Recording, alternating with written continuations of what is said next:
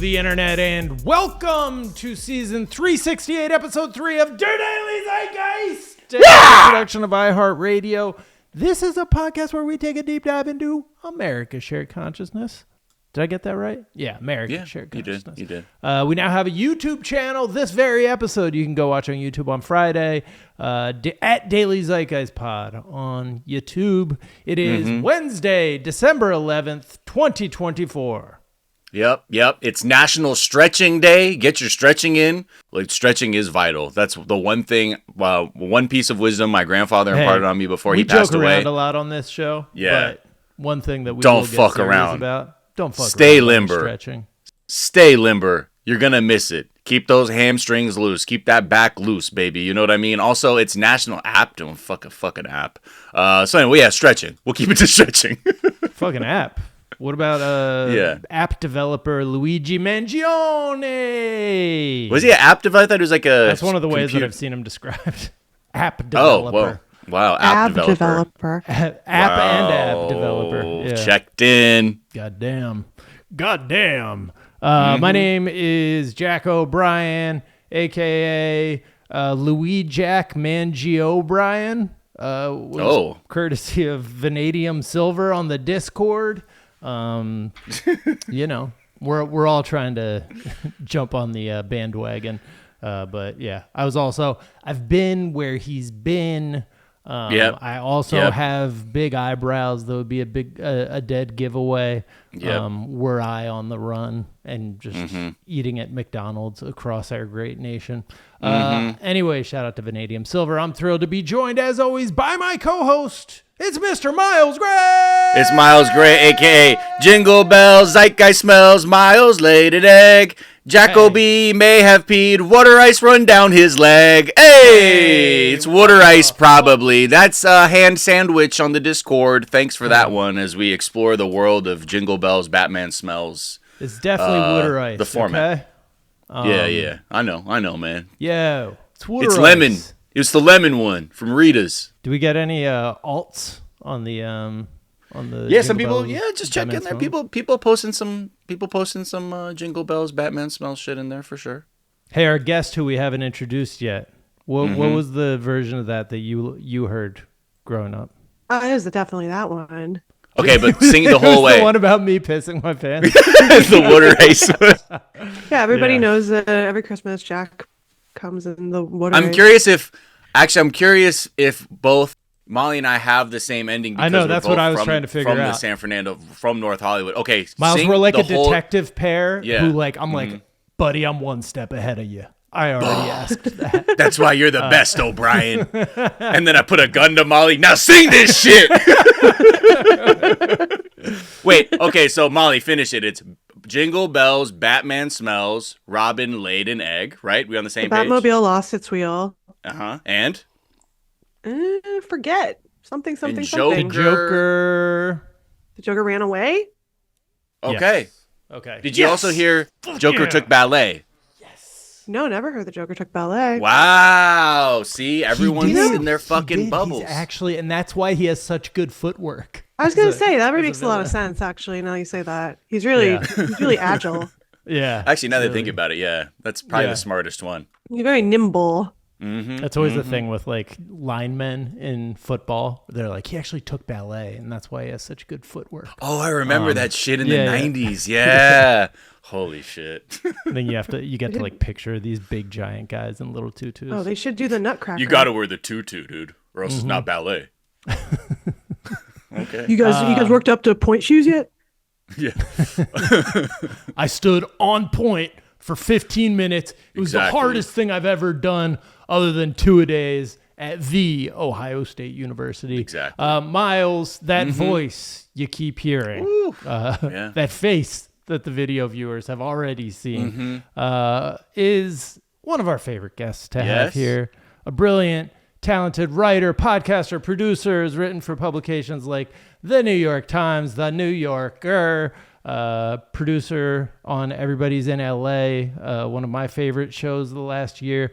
Was a co-host of the legendary podcast Girls in Hoodies, Night Call, the writer, creator, and host of the wonderful podcast, HeidiWorld, the Heidi Fleiss Story, and soon-to-be writer, creator, and host of the legendary podcast, JackO'Brien. Please welcome back to the show, it's Molly Lambert! Molly!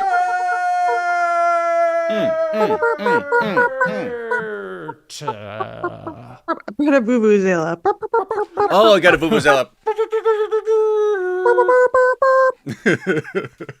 Wow, the buzzword of 2010, the vuvuzela. Great to see. Great to see you again. That had to have been on so many word of the year lists. Oh yeah, what was a little plastic horn they use in South African soccer stadiums? Bringing it back. There's the show Workaholics, the writer's room, like had this list of like jokes that were just like retired and should never be used. And like the example I always remember is he's right behind me, isn't he? Like after you like said something bad about somebody. But like I feel like there should also be a corresponding board of just like jokes that like immediately signal that you're a shitty like hack. Like the hanging Chad jokes.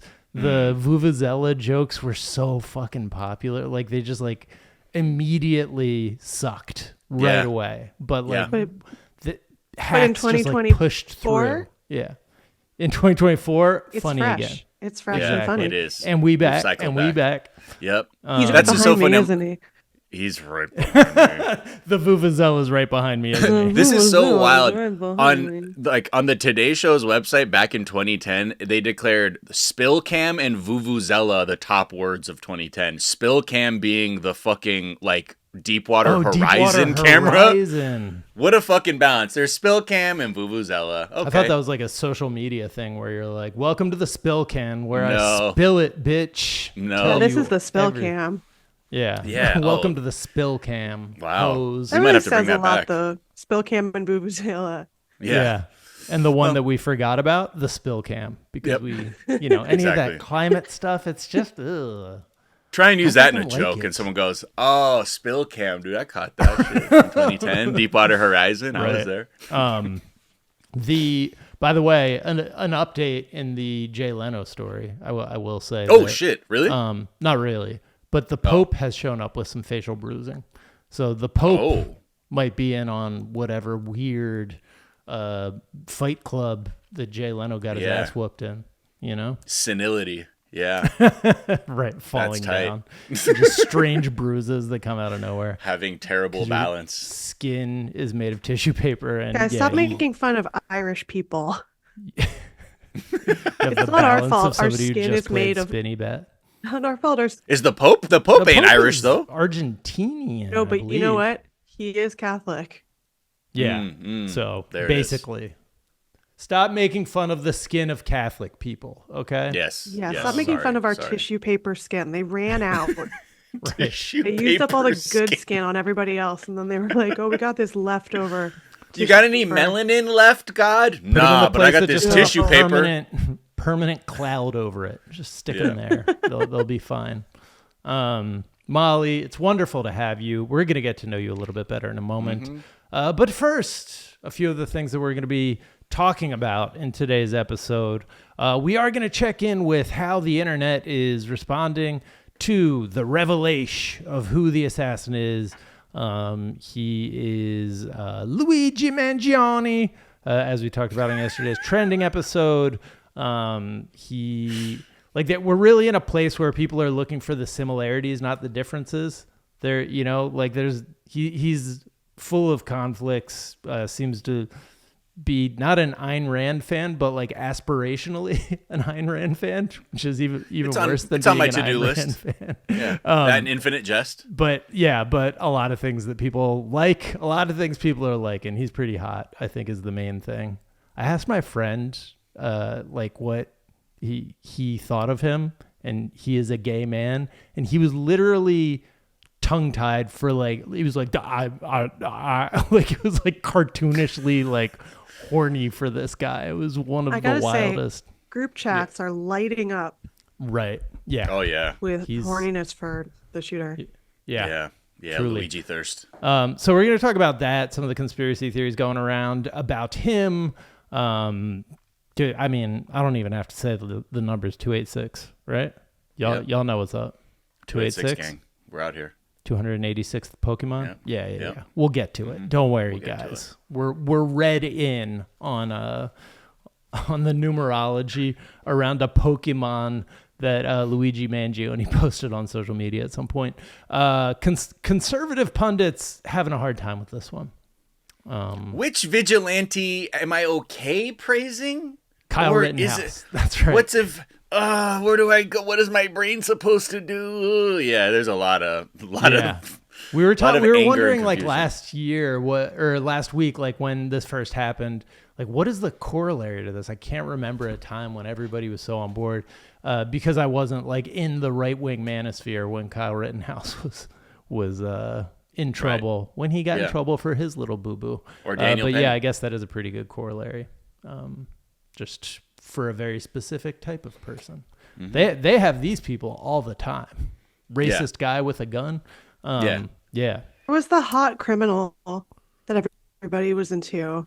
Hot felon? Criminal. Hot felon?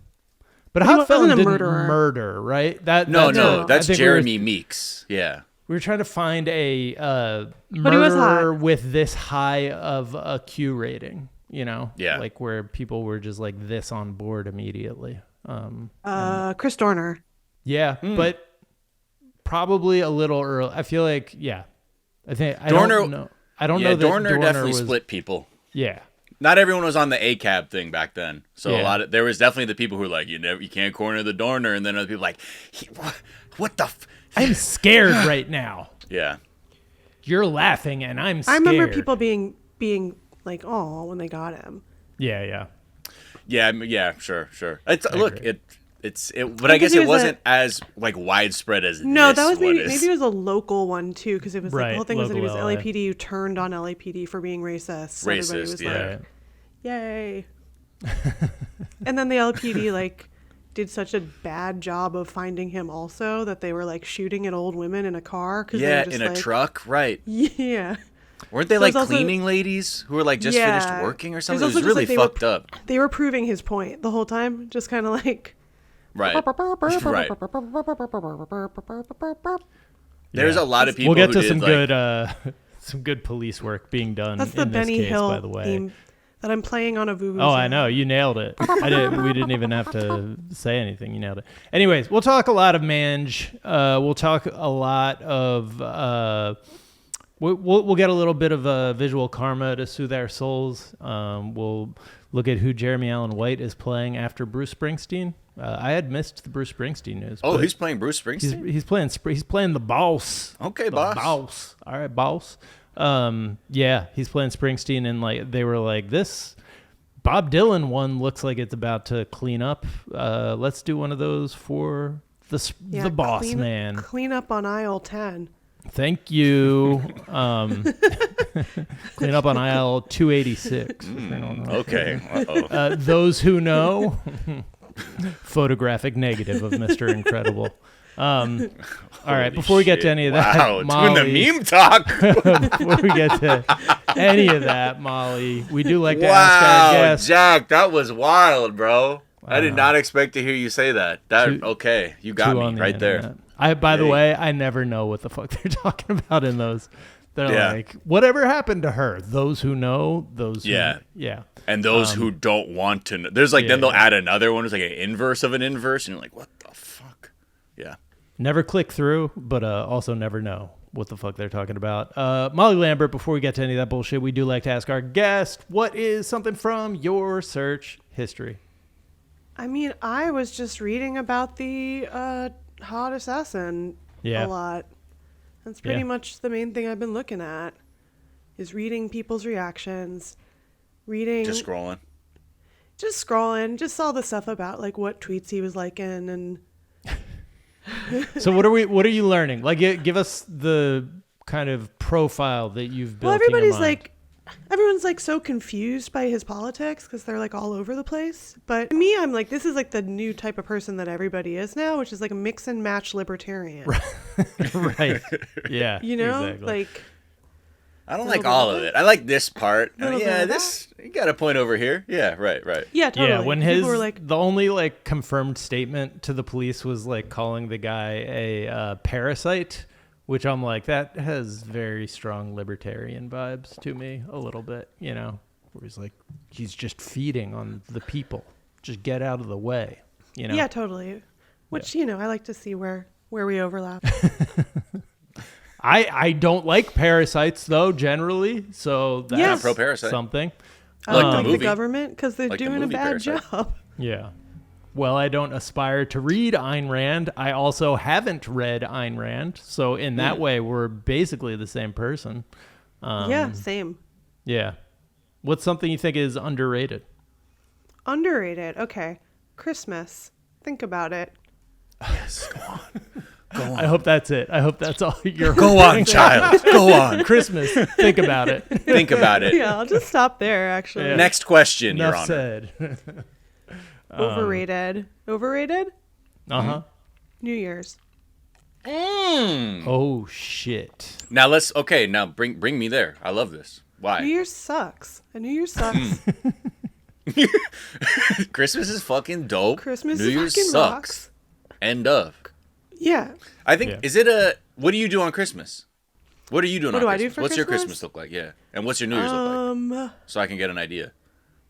I do different things. Usually this year I'm going to Seattle, but I just love the season. I love Christmas lights. Yeah. I love Christmas music. Yep. I love how it's both like a happy time and also kind of weird and sad and melancholy. Yeah. Anytime anyone has a take about like, I'm tired of Christmas music, I've never like once agreed in my heart. I'm always like, fuck off. Like, yeah, same. Even, and I like even that if they're funny about it, I don't care. There's like a thing you only do part of the year. It's nice to have a thing that's like seasonal, actually. Yeah. Right. Although I feel like if the economy gets worse and shit just even gets worse under Trump, like we're gonna be seeing Christmas starting like fucking like, I don't know, 6 p.m. on Halloween even. Where you're like, I don't know, dude, let's crank it up and gets earlier and earlier. It's getting a little bit like that. It was definitely a little bit like that this year. You could tell that everybody was like, like before Thanksgiving, people were like, it's Christmas. Oh, we need I this put my so lights bad. up. I put my lights up like November 11th. Yeah, I was totally. like, yeah. Let's just do this. Let's do this. Yeah. We went lights on the outside of our house for the first time. And did it does it make you warm your heart every time you see it? Warms my fucking heart. I feel great What's every your favorite time Christmas I plug song? them in. Happy Christmas, I think, by Toots and the. It's the. Oh wow. Yeah, that's Toots my and the favorite. Wow. Yeah, Deep for cut. a few years running. That's been my fave. But what about you, Molly, Miles? what's probably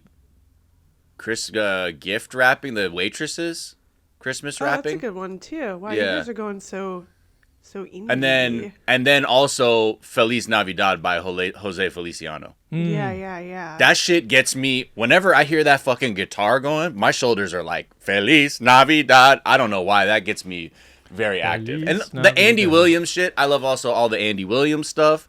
And I also like everything from that Snoopy, the Vince Guaraldi trio. Is Andy that Williams the do-do-do and hickory dock? And don't forget. Yeah. What's yours, Molly? I like the Bob Dylan Christmas album. That's a good one, yeah. Christmas Island. Is there good? That's good? What's on there? Oh, yeah. He's got an original that. track on there about Christmas. Santa. Yeah. Must Be shit. Santa. Must Be Santa. It's so good. Can we play a little bit of Must Be Santa so Miles can hear it? We cannot. Right Bob Dylan, very litigious. It's Oh like my kind of God, got what, like this? polka vibes, yeah. It's like Zydeco. There's just someone on spoons too. Full on Zydeco. Okay, all right. I'm gonna listen to this. I didn't realize the whole. Happy Christmas by Byron Lee and the Dragonaires. It features Toots and the Maytals, but you know, yeah, I also like the kind of like traditional ones, like Carol of the Bells and Carol of the Bells. Good King Wenceslas. I like all the kind of weird old timey ones. Right. It's Christmas. like Christmas lights, Christmas, like the classic Christmas songs have been used. Like I can't hear Carol of the Bell. That's the one that plays when Kevin's like building his murder house, right? In Home Alone. And like, but they do kind of like a rock remix to it. There's a little bit of electric guitar comes There's like in a full drum kit coming in. I've never thought of it as Kevin's murder house before. Kevin's definitely got the Unabomber Manifesto and Ayn Rand on the oh hell yeah on the docket. But only thinking 100%. About it. That'd be funny if we learned like every assassin like has read Catcher in the Rye. Has thought about reading Ayn Rand, but like just didn't do it. Those are like the two things. The other one, Sharon Jones, the Sharon Jones and Dap Kings Christmas album is another one I really like too. Those, all right, I'm good. Done. Thanks. I'm good done. job cutting me off so I didn't start talking about how good the Unabomber Manifesto is. Miles, she's gonna go. She's gonna do it. Hurry! Oh man, I love Sharon Jones, the Dap King, man. The Daptone Records is really underrated, man. The whole horn section. The Industrial Revolution. Well, actually, I would say, Every Day is Christmas is another fantastic track.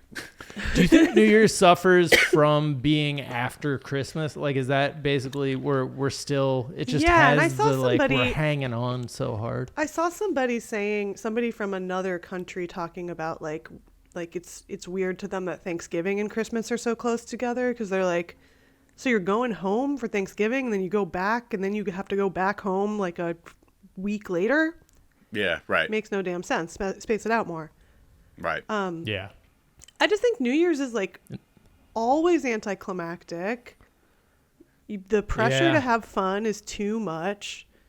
And then like historically something bad always happens like right away in the new year that make people be like, oh, maybe this year's gonna suck too. Right. Yeah, like you the thought one I you got away, remember was didn't when you? everyone was all excited for whatever year it was, and then it was like David Bowie and Prince died right away. 2016. Yeah, right, where everybody was like, maybe 2016 is not going to be so bad, and then it was like, just kidding.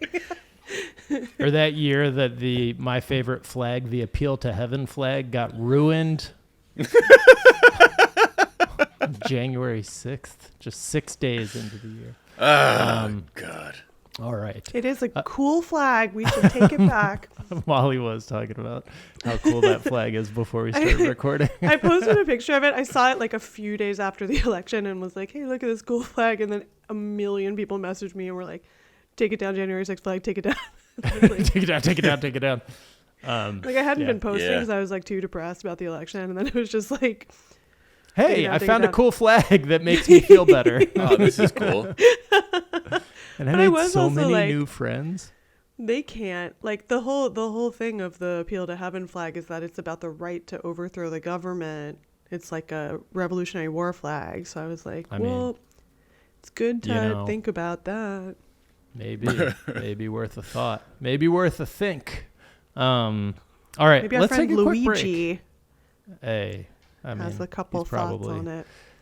We might be getting a manifesto in the not too distant future. I think we've gotten a couple fake manifestos from him. He's got as a of YouTube, right now, right? A YouTube countdown? Yeah, that was a fake one. That is a fake. Damn, no. We're going to get into that after the break. We're going to look at all the things that people are looking for in this assassin, trying to make up about the assassination, what's true.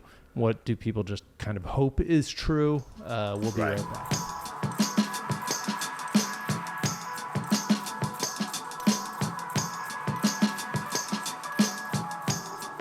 And we're back. And we're back. Mm-hmm.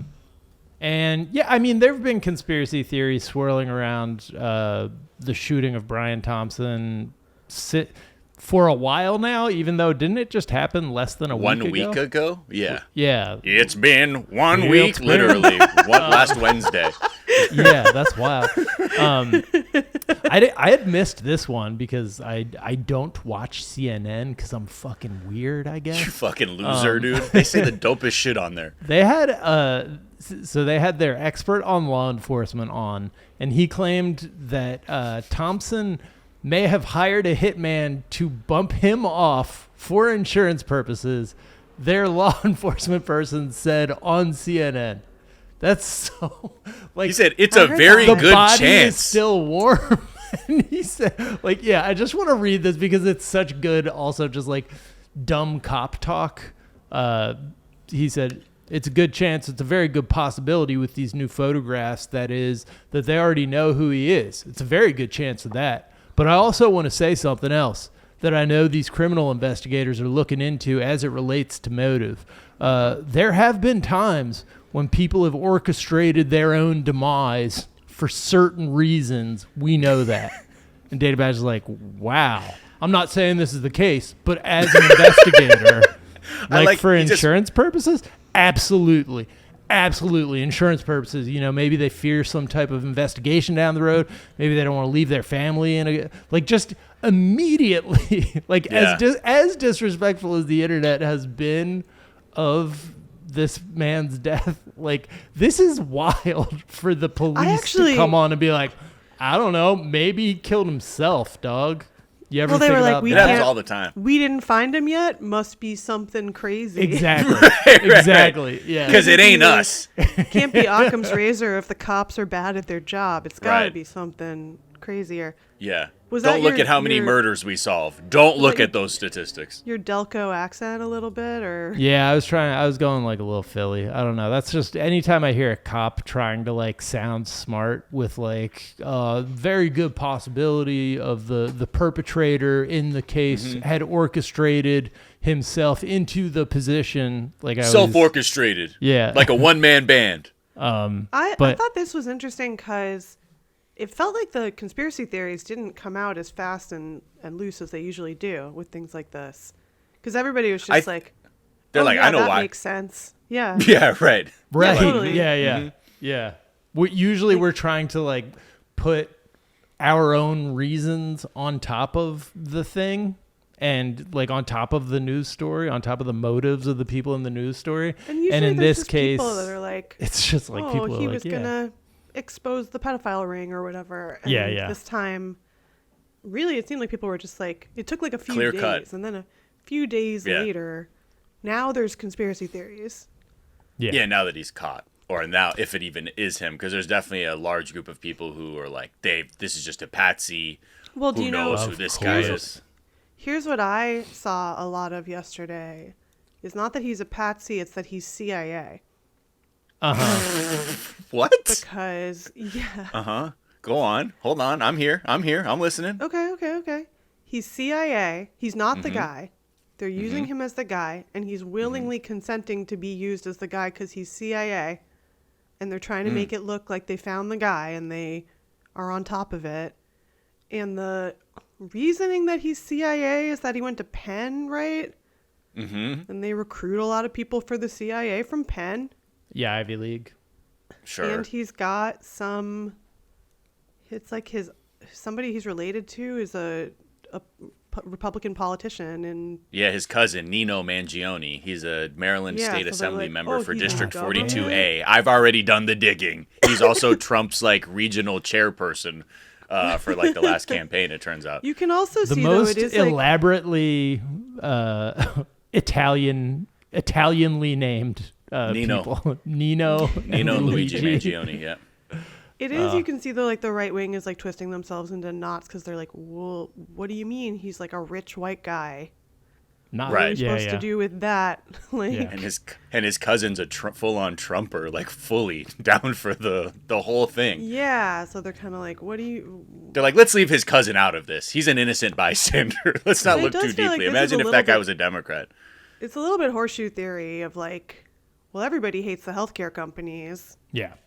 Leftists hate them, and but Republicans, not just leftists. Right, and right-wing people hate them because they hate the government and libertarians. Yeah. When Ben Shapiro did his big rant about this is how sick the people on the left are that they're cheering this guy on. There were so many people commenting, being hey man, that's not just the left, that's us too. Ben Shapiro, who's this is an L take from you, Ben. Yeah, L take, dog.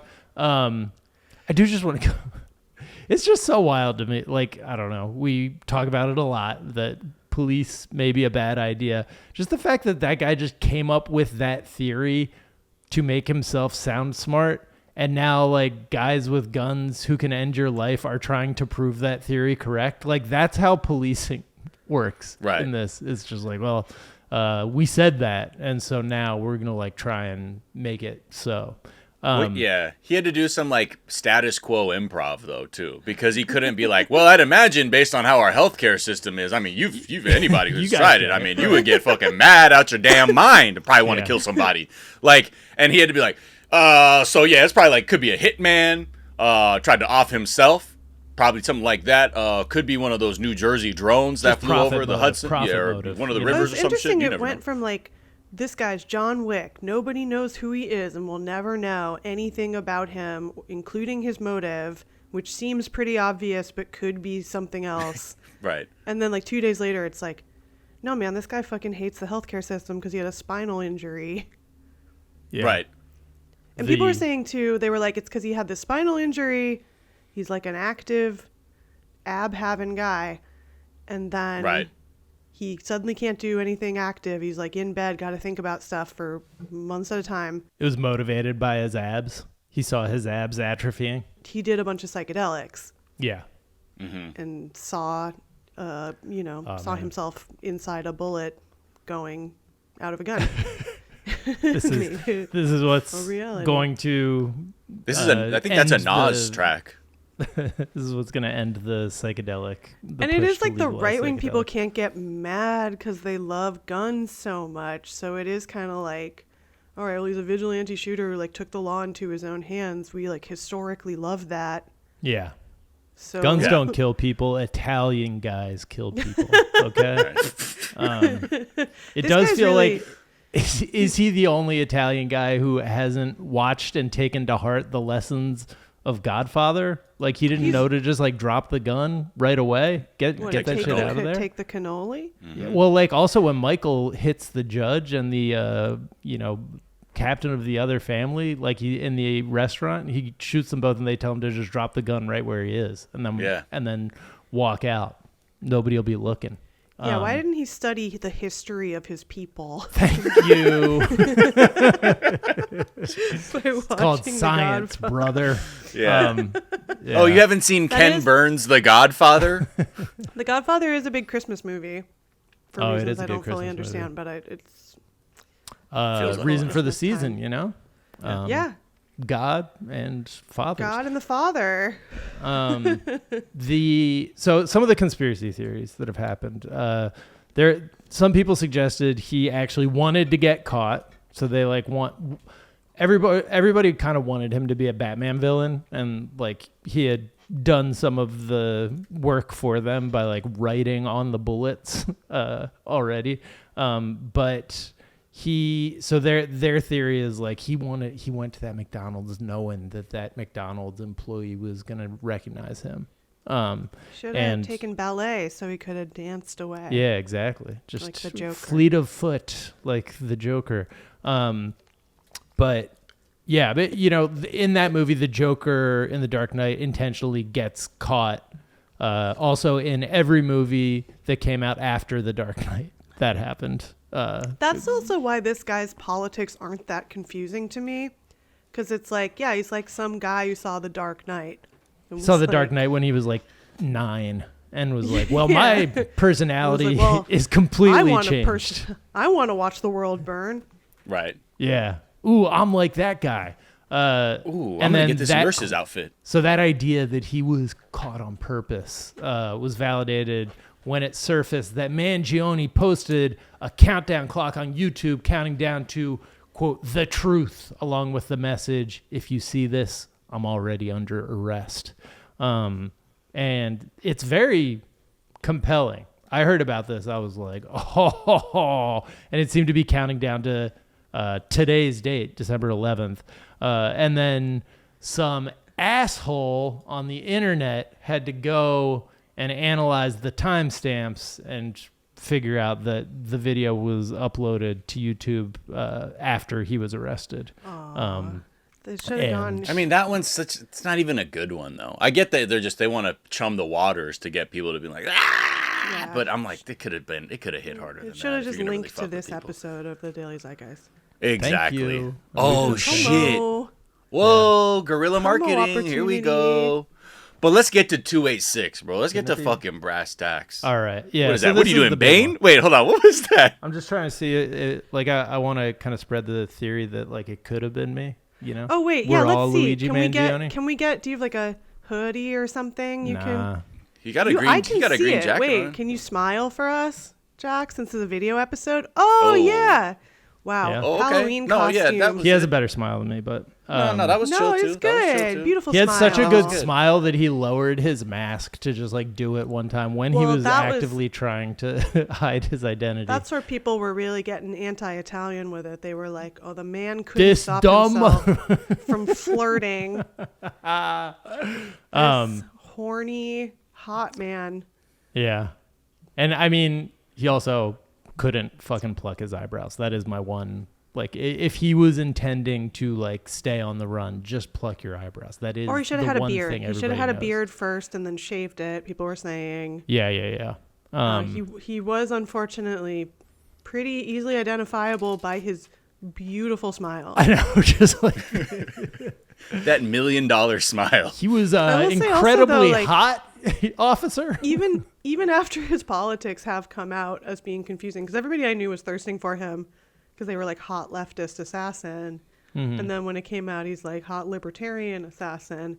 People did not stop thirsting. They were like, yeah. I could we've already got the L. We can. They're like, at least not a Republican. Like, I can work with that. I can work with that. I've never seen people so united on something ever. Yeah. It really feels like the internet is in like the first 2 weeks of a relationship where they're like, and they're normally just, like, people overlooking so much. Normally, I feel like the libs would be like, "Oh no, violence isn't the answer. Like we, killing you killed this person, and he has a family that you left behind."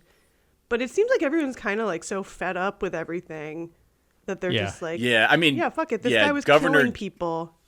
Josh Shapiro was like, did the thing. It's like we don't solve things with cold-blooded violence. And you're like, and I saw a little bit of that on Reddit of people being like, "Oh, he left behind children and stuff." But the overall, like, even people that normally would be like, "No, we can't be killing people," are like, you know what? This guy killed a lot of people. Like, there's always that sort of caveat attached for sure. I think because I think for most people, to look at it in a vacuum, to just be like, this guy was just shot on the street. What the hell's going on with our world? Completely leaves out the part of like the actual human. People seem aware of dimension. like, the healthcare guy is a mass murderer. Right. Yeah. Or Figure, exactly. View him like that. And like, if you're gonna be a mass murderer, say it with your chest. Maybe not a good system when like the only way that people have seen the head of a mass murdering corporation have any comeuppance is by somebody just like, buying a gun and shooting them on the street. But it does also feel like it's like a little bit of a turning point where people are so fed up. It feels a little bit like I was all week. I was like, is this like Duke of Ferdinand type stuff? Like, is this gonna, what are we kicking off here? Now?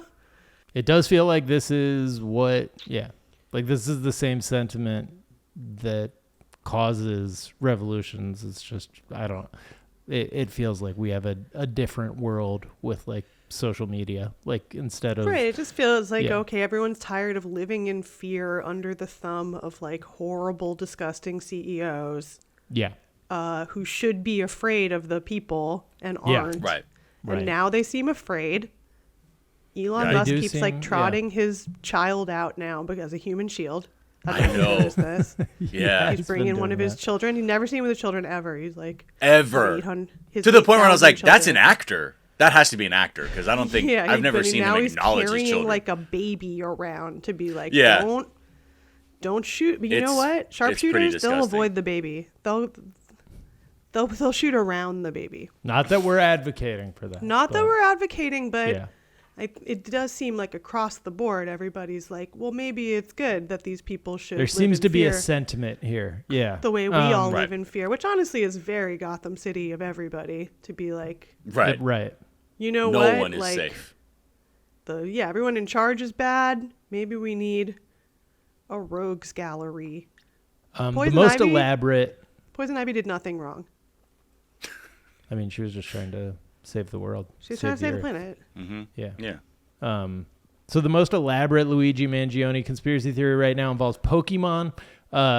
So he posted an image of the Pokemon character Breloom on social media. And Breloom is the 286th. I mean, do I have to even say this? Is the 286th Pokemon in the official Pokemon Pokéindex and Pokédex. As everybody probably noticed, 286. Also, the number of tweets made by Mangione on his personal Twitter account before he got caught by authorities. There's also, and then obviously our mind races forward. Bible Proverbs 28.6. I don't know. I guess it's not 28 verse 6. 28 verse 6, which reads, better is a poor man who walks in his integrity than a rich man who is crooked in his ways. A verse we all know.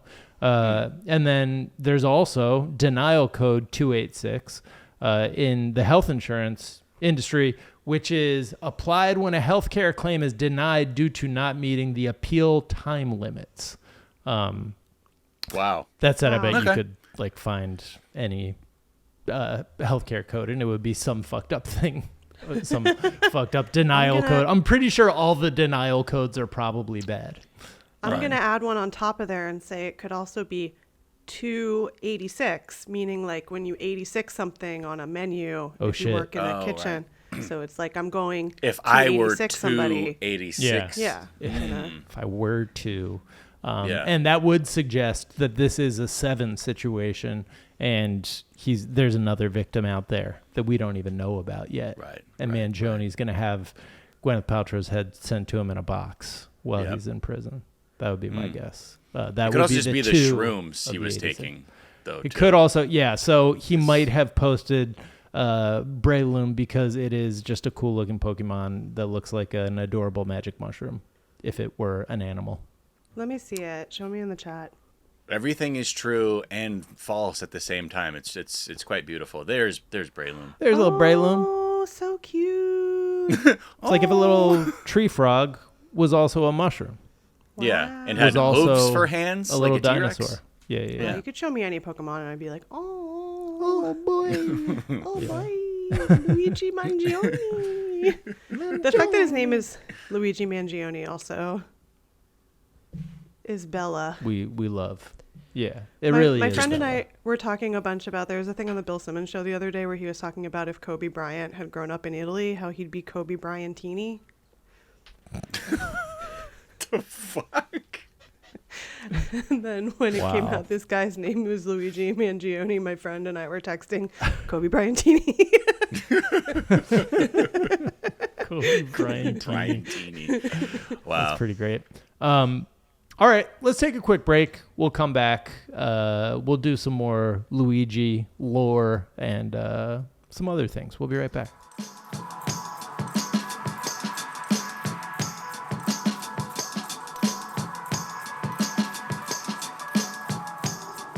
And we're back. And my first question whenever a big momentous event happens is, how are the conservatives doing, though? How's Laura Ingraham? How are you wrapping your head around it? Yeah. I mean, we talked about Ben Shapiro. I think just generally, like pundits, conservative or liberal, when you get that millionaire blindness, you know what I mean? Where your wealth puts you in like this golden clad echo chamber where your financial success leads you to believe that you have it all figured out and you are in fact infallible. I just want to point out this moment that was posted by Asen on Twitter, who does the Lord's work of capturing a lot of the fucking just ridiculous shit that is uttered on Fox. Just Laura Ingraham's show. I think most people would just watch this little snippet and have just intense intellectual like whiplash. The clip starts off with her basically, she had a panel on and they were just like lamenting the just lack of sympathy that was being shown for Brian Thompson and the fact that people were thirsting after Luigi. Yeah. And then she wraps it up in a really nice Fox News Do we just bow. want to say who Daniel Penny is? Because I didn't know him. Daniel by name. Penny is the guy who was just recently found not guilty of murder for the murder of Jordan Neely on that New York subway. I guess that was this year? No, last year, I think. Yeah. And this is just a guy who was having like a mental health crisis, and he just choked him out, and he died. And then that was fine, I guess. Okay.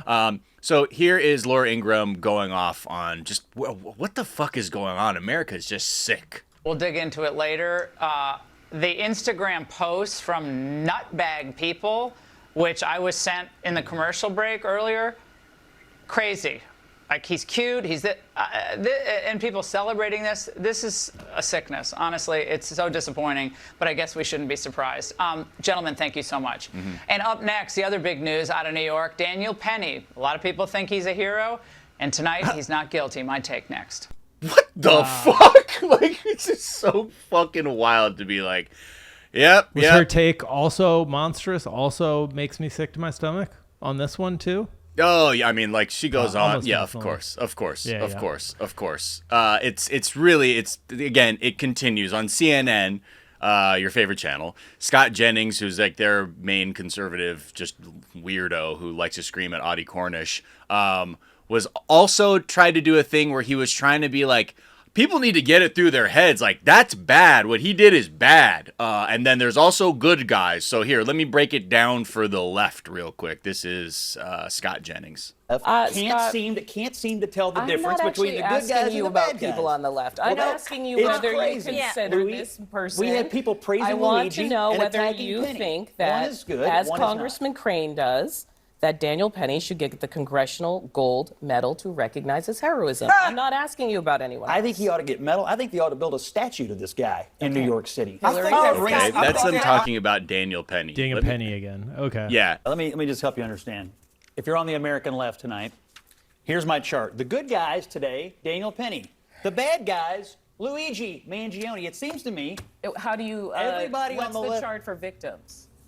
I'm just telling you what I see out in the world. I know. I just want you to finish the chart. Which victim is good and which victim is bad. What I'm telling you is that's not on the second page. People on the left can't seem to tell the difference between the good guys and the bad guys. People on the left. I'm asking you whether you consider this person. We had people praising Luigi. I want to know whether you think that, as Congressman Crane does, that Daniel. This was on CNN. Yeah. This is CNN, and that guy's CNN's guy. He's not just some rando they bring on. He is their senior political commentator. Sure. Oh yeah.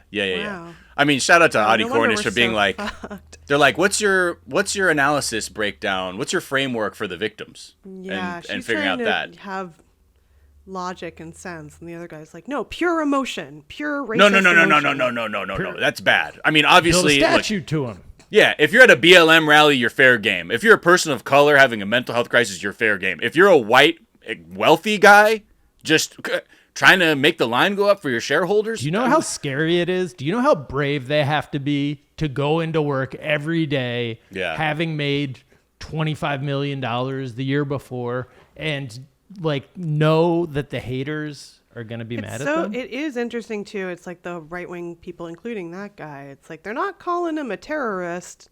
Yeah, no. Interesting. Wonder what that's all about. Yeah, he's calling him Luigi, like the Mario character. Like, are we just getting into some good old-fashioned American anti-Italian racism? Right. Is that what we're doing again? I think, it does feel. This whole thing does feel like back to the 1900s. So right. Yeah. They're like, well, he's Italian, so let's get that straight, Audie. He's got that hot head. They're gonna they're gonna lock me and Jack up in the paddy wagon any minute now. Yeah. Right. Yeah, I mean, again, like to your point, like Molly and just everyone's saying, like it is wild how widespread like the outrage is over healthcare. Like it does feel instructive on some level because it's clear like The American predatory healthcare system is one of the most potent forces of radicalization, it seems, in this country, and is giving us glimpses into like truly bipartisan outrage. And I'm just curious and, like, if this guy's rich. His family could afford. Luigi's family could handle the extreme cost of all his spinal stuff. Right. But and it was he's like still like, wait, this is completely unfair and insane. Yeah. I'm curious to see, like, you know, because of just seeing this, like, if who even attempts to, like, has the ability or wants to try and wield this outrage in a way that can to bring about something. But yeah, I don't know. Oh, I'm telling you, nobody's gonna do it. No one in the establishment for sure. No, it's gonna be like Bernie Sanders being like, people are mad about healthcare because it sucks really bad, and then the rest of the Democrats will be like, you. shut up, crazy Bernie over here. Get out of here, you fucking freak. You're just mad because you lost scoreboard, asshole. How are things going at United Healthcare? Yeah. Like, what's that like? What are the vibes there? Like, I think, yeah, there was a thing that we missed last week because it happened on Friday. So on Friday, United Health Group's CEO, so this is the boss, like the main boss of Brian Thompson, because Brian Thompson was technically in charge of the insurance like division. But anyway, his boss, the CEO, Sir Andrew Whitty, delivered a private message to staff regarding the killing, and to also remind them all that they are on the side of angels. They are the good guys in this fight. So let's remember that. This is what the CEO of United had to say to staff. I'm sure everybody has been disturbed by the amount of negative and in many cases vitriolic media and commentary that has been produced over the last few days, particularly in the social media environment. And I want to reassure you of a few things. Firstly, we are going to continue to make sure that we put patients, consumers, and members first, as we always have done. The mission of this. Sure. Okay. Why is he British? He's a dude. He was knighted by Queen Elizabeth. I guess that's how he got his knighthood. So I think he was a pharma executive before this. He's actually like more of a public servant than anything. Like he's about serving people. Yeah. First. Right. Yes. Exactly. By that's what he's letting the people. companies know when they don't deserve healthcare. Again, talking about why United Healthcare is good, and he says something that caused a lot of outrage. You'll probably something will probably hit your ear in a way. The care is safe, appropriate, and it's delivered when people need it. And we guard against the pressures that exist for unsafe care or for unnecessary care to be delivered in a way which makes the whole system too complex and ultimately unsustainable. That line is you need me on that wall, making sure that you don't get unnecessary cancer care. That is for demonic. Your cancer. Yeah. That's great. We guard against the pressures that exist for unsafe care or for unnecessary care, which he then says is unsustainable to our industry. If people are like saying they need treatment and we're just giving everybody treatment, we can't make fucking $2.6 or $2 billion of profit a month. Didn't it also come out that it's like all the decisions are made by AI? There is not there all was, of them, but they do. But there have, was, they were using AI at one. They probably still at some point. I'll let him go on because this is when he tells the staff again just to block out the nonsense that is out there. Block out the haters. Yeah, no, truly, this is what he says to the staff. I encourage you to tune out that critical noise that we're hearing right now. AKA the voice in your head. It does not reflect reality. What? It is simply a sign of pride, an era in which we live. What we must do is focus on what we know to be true. And what we know to be true is that the health system needs a company like United Health Group. And it needs... All right, that's it. Like, it's just wild. Wait, Dusha, I do want you to get to the part where he talks about how... we need more Bryans in the world? Yeah. Yeah, okay. And how many he got. Yeah, why do they look like the villains from Dune? I know. That's what I literally wrote. He also looks like he just rose up out of the black goo in Dune 2. Okay, this is him going on tell people to completely ignore their conscience. Okay, here we go. Needs people like Brian within it. We need people like Brian within it. We're fortunate that within this company, we have so many people driven and inspired in the same way that Brian was, and we will continue in our journey to help. Do you have any idea how many of you guys they would have to murder for it to even like stop us at all, for it to even slow us down at all? We have so many of you fuckers. That like, what it felt like. I got bodies, man. I'm like fucking Russia in a world war. I'm just gonna throw you fucks into the meat grinder. No rifle, no problem.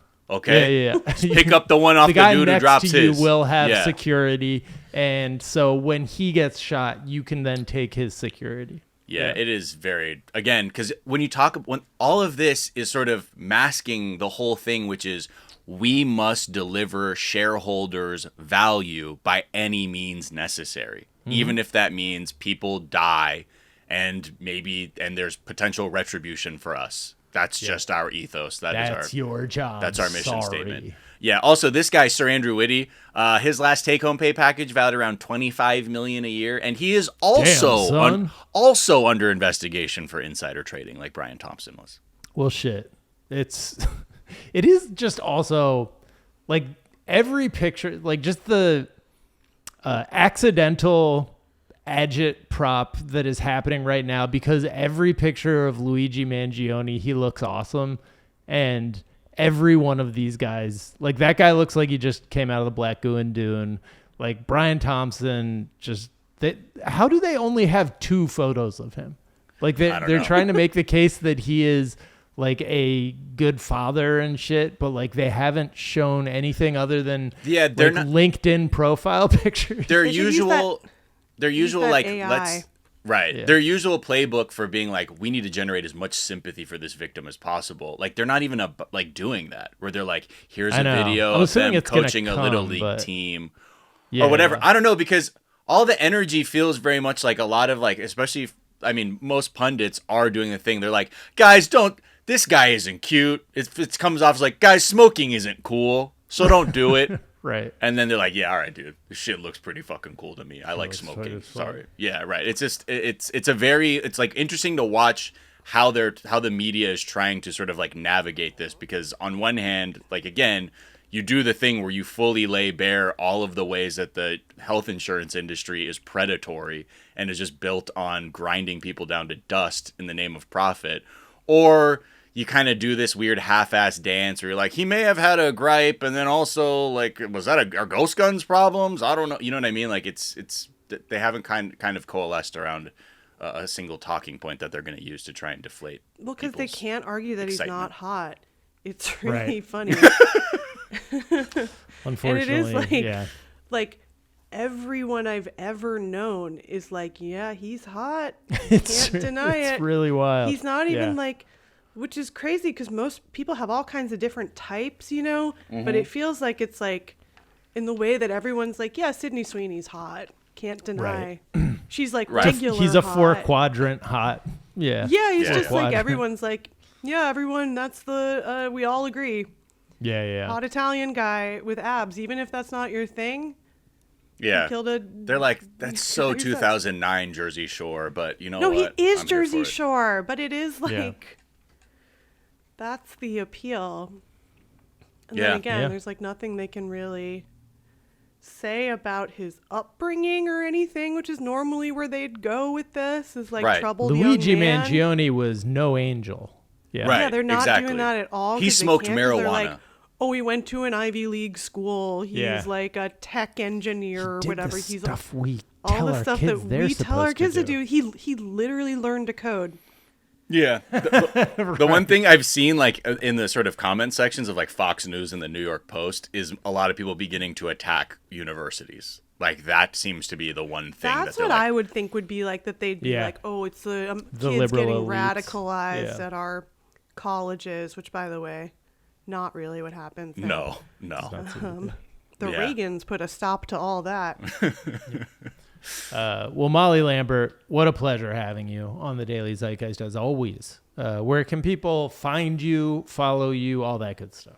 You can find me. I'm off Twitter, which is why I was really confused to see what it looks like now, and then it has a sidebar that says Grok now. Yeah. Oh, yeah.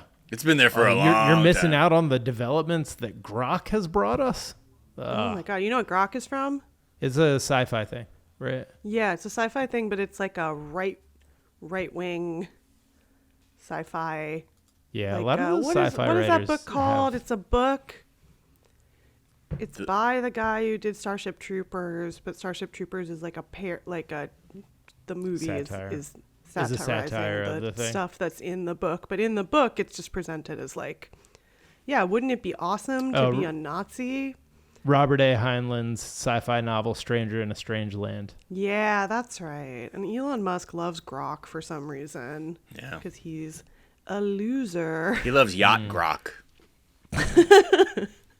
Oh yeah, you can see me in a documentary There that's you go. on. Great, That was a little alley-oop. Great segue. Thank you. You can see me a little bit in a documentary called Yacht Rock, a documentary. Doc spelled D-O-C-K. Yeah. Wow. I didn't know you were in that. It's on my Oh list. yeah, check it out. I gotta watch I'm in it. Hell yeah, I'm in that's it great. with a bunch of great people, and I could talk about Yacht Rock all damn day. I could grok some Yacht Rock. And you can also find me on Instagram at Molly_Lambert. I have a book coming out called Duos in Pop Music. And you can find that at Commercial Type is the company putting that out. It's a book about all these duos, musical duos, like starts with a big essay about the breakup of Hall & Oates after 50 years. Oh, wow. And you can... Here Are Hall & Oates considered yacht rock? Well, you'll have to watch the documentary to find that out, Jack. All right. Okay. And the answer is no. They are TSOP, the Sound of Philadelphia, slightly different. Part of the thing about yacht rock is it's West Coast. Okay. I think there's a long tradition of West Coast cool jazz that leads into yacht rock. It's got to have the laid back feeling. Yeah. You'll see. Jazz. You'll see when you watch the documentary. You'll learn more than watching the Channel 101 series, Yacht Rock. Well, that's in there too. Yeah, I mean, it's seminal. I got into yacht rock because of the fucking Channel 101 show. There's still a part where I think the guy playing Michael McDonald goes, shut the fuck up. Yeah. Somebody. And it gets in my head always, every day. At least. I was like, that's such an interesting time, like right before YouTube, when people were like, hey, we could make our own TV shows. Right. If only there was a channel, we could post them online. Anyway, check out the Yacht Rock documentary, directed by Garrett Price, produced by Madison Cross, daughter of Christopher Cross, who's really cool. Wow. And but she's best friends with Michael McDonald's daughter. Oh. And they're from the Valley, you'll be shocked to hear. Oh, for real? Yeah, all the Yacht Rock people are from the Valley, too. Toto all went to Grant High. Yeah. I know. I went to school that's where all with the studios are. A couple Toto kids that went to my high school. Yeah, it's all like kind of like the studio musicians who became the Yacht Rock guys. I keep saying it's like a great sports documentary about a great team of. They had like a studio in Valley Village though too that I know someone who like moved into a house. One of them and started like, the Baked Potato, the jazz club in the right Valley there. for session guys.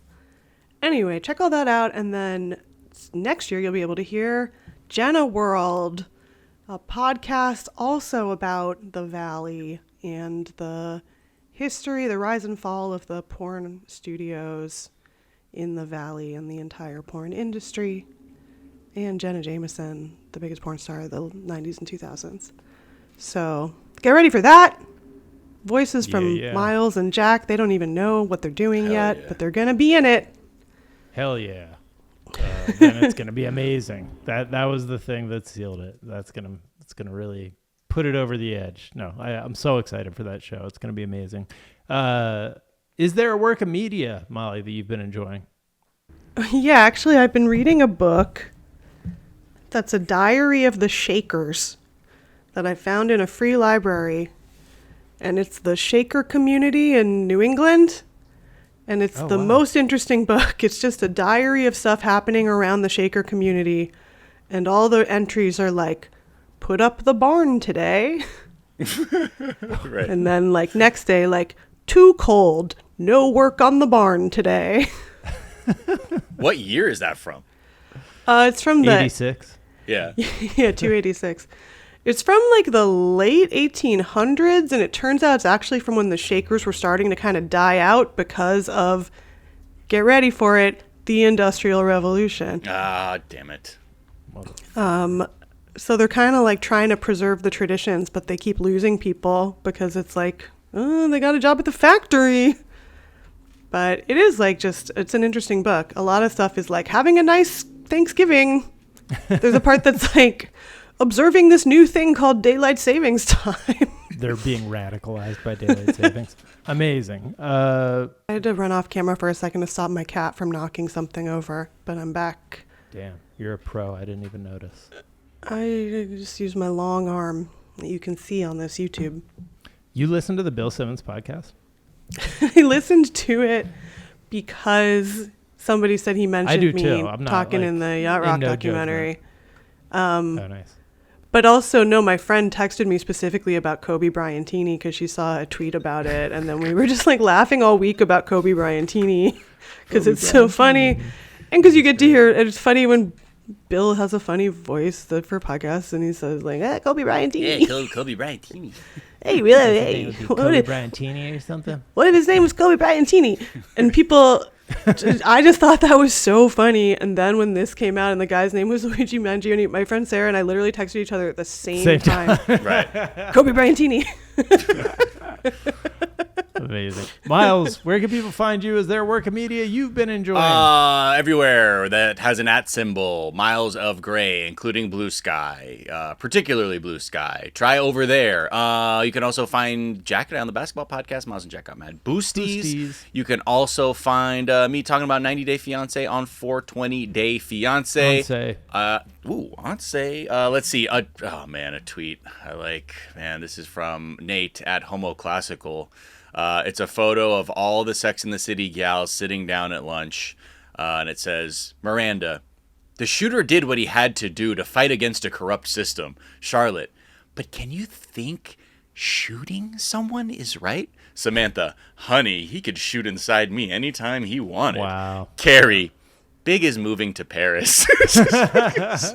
Again, everyone is using HBO shows to bring this to life. There's so many Soprano ones, too. They're like, I don't care what they say. In this home, Luigi Mangione is a hero. End of. End of. He's right behind you, isn't he? He's right behind me, isn't he? It's a tweet. The funniest one of those was when everybody found out that, So That Happened came from a David Mamet movie. Oh, really? Oh, really? Yeah, it came from, State and Maine. Because there was a thing people were saying is in every Marvel movie is people being like, so that happened, Deadpool or whatever. Right. And then everybody was like, oh, apparently this is the first usage of this is in State and Maine or Wag the Dog or something. Wow.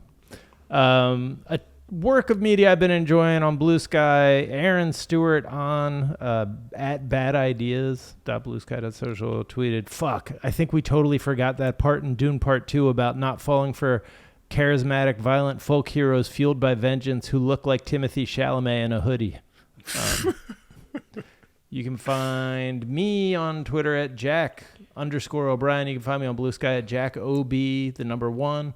You can find us on Twitter at Daily Zeitgeist. We're at The Daily Zeitgeist on Instagram. We have a Facebook fan page and a website, dailyzeitgeist.com, where we post our episodes and our footnotes, where we link off to the information that we talked about in today's episode, as well as a song that we think you might enjoy. Miles, is there a song that you think people might enjoy? Yes, there is. It is. Let me just make sure this is it. Yep. Okay, this is a track called Sticky by the band Free Whenever, and it's kind of got a kind of funky little spy guitar vibe to it, but it's like if Krungbin was doing spy rock sort of vibes from the 60s, 70s. That's kind of what this track feels like. So it's easy, but also kind of got a little an air of mystery to it that I like. So this is Sticky by the group Free Whenever.